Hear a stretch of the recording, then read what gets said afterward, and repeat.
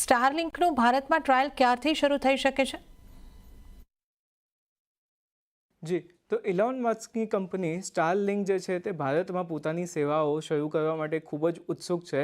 થોડા દિવસો પહેલાં જ સમાચાર આપણને સામે આવતા દેખાયા હતા કે જે કંપનીને જે છે તે ભારત સરકાર તરફથી લાઇસન્સ મળી ગયું છે. હવે કંપનીએ જે છે તે ઇક્વિપમેન્ટ ઇમ્પોર્ટ કરવાની પરવાનગી જે છે તે ભારત સરકાર પાસેથી માંગી છે.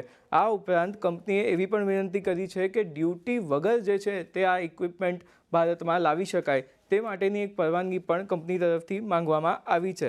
સાથે જ કંપનીએ જે છે તે તેનું ભારતમાં ગેટવે સેટઅપ કરવો પડશે. તેના માટે કંપનીએ જે છે આ ઇક્વિપમેન્ટ મંગાવવાની ખાસ જરૂર છે.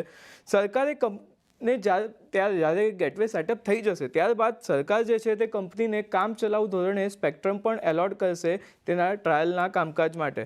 કંપનીને જે છે તે સેવા બધી જ એજન્સીઓ છે તેની સાથે કોર્ડિનેટ કરીને સેવાઓનું પરીક્ષણ કરવું પડશે. આ મામલે પહેલાં જ ઇનસ્પેસ એટલે કે Indian national space promotion and authorisation centre જે છે તેની તરફથી પરવાનગી ઓલરેડી કંપનીને મળી ગઈ છે. આ સાથે જ કંપનીઓએ સેવા શરૂ કરવા માટે હજી 1 થી 2 મહિનાનો સમય લાગશે. એટલે કે જો તમે પણ આ સેવાઓ વાપરવા માટે ખૂબ જ ઉત્સુક હો તો તમારે હજી 1 કે 2 મહિનાની જે છે તે રાહ જોવી પડશે. જી.